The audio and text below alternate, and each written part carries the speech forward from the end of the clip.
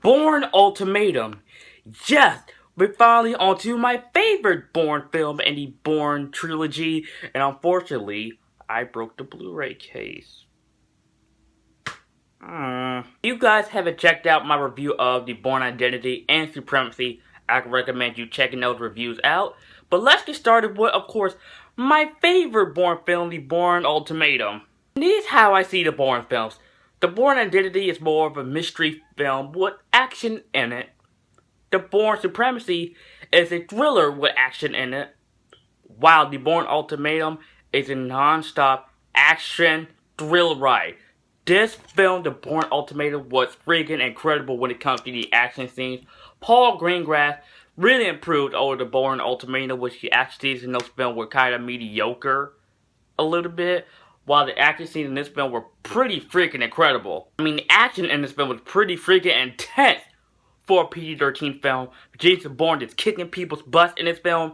It is so awesome to see that. I like the action scenes in the first two Bourne films, but the action scenes in this film blew me away. And I saw this movie back in 2007. Yes, I did see this film with my dad. And basically, my dad's a big action junkie, by the way. And we had a ball watching this movie in the theater. Had a popcorn and nachos. Had a Slurpee and everything. Yes, cause this is summer blockbuster action right here back in 2007. Actually, this was my favorite movie back in 2007. Basically, the action in this film was awesome. And I can't believe I haven't got to the plot yet. So Jason Bourne is still trying to figure out his true identity in this film, where he go all across the world in this film from different countries.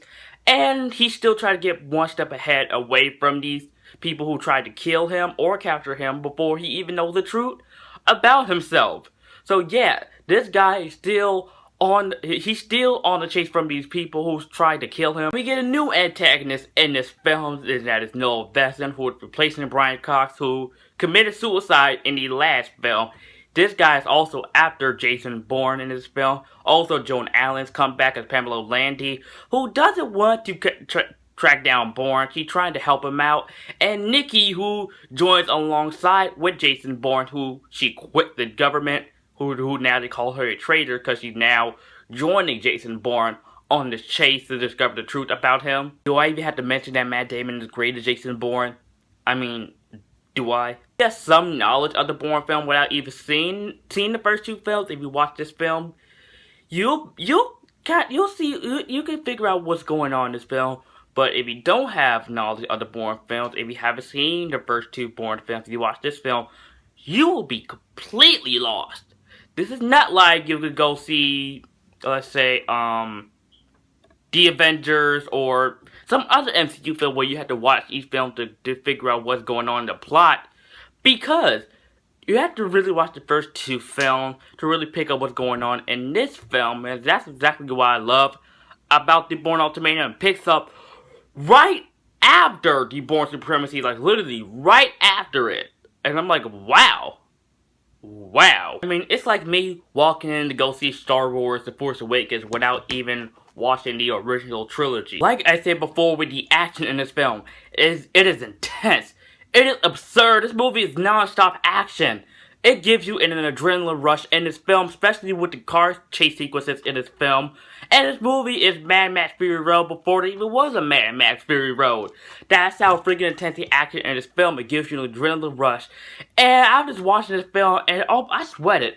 I was sweating watching this film. I was sweating how much action in this film. It was like I was part of the experience. Like, whew, man, it's a lot of action in this film. It almost doesn't give you room to breathe. Which is not a problem when this movie has this much action in it. It doesn't give you room to breathe. It's like, but then there's more action and more action and more action. This movie is non-stop action. Especially the action scene with Bourne versus Death in this film. They're going across the city. Oh, and it's pretty freaking cool. This is probably one of the best action scenes in a film I've ever seen. It actually is in my top 10. I kid you not. This action scene with Bourne vs. Dash is in my top 10 favorite action scenes in movies. That's how freaking good the action is in this film. Like I said before, the Bourne Identity, mystery film, Bourne Supremacy, action thriller, Bourne Ultimatum, non-stop action adrenaline rush. That's how I describe these films. I love at the end of the movie, it all comes in full circle, that he finds out that he is a deadly assassin that people are afraid of and why they want to track this guy down. And really, it makes sense to show the flashback between him in that room. It makes sense. It really does make sense, and it comes in full circle. And when as soon as he runs out outside, he gets shot at by the government, and then he falls just like it's basically ended how it started.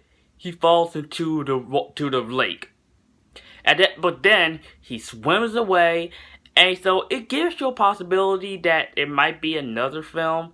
It gives you that hint.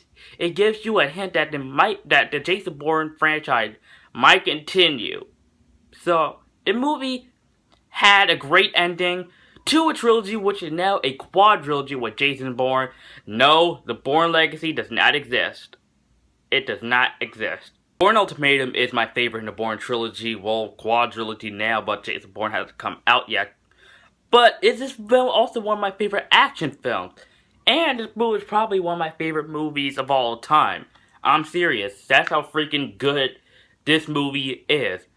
The Bourne Ultimatum cannot be missed. Actually, watch the first two Bourne films, then watch this movie to see how awesome this movie is. It's pretty freaking intense for a PG-13 film.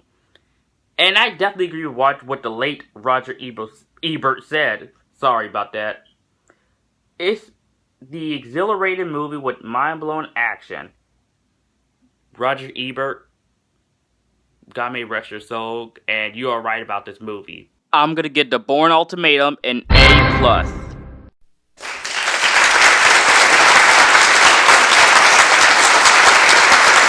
Guys, thank you so much for watching. Let me know what you think of the Bourne Ultimatum in the comment section down below. And as always, guys, if you're new to my channel and you like this video, like, comment, subscribe, and I'll see you guys next time.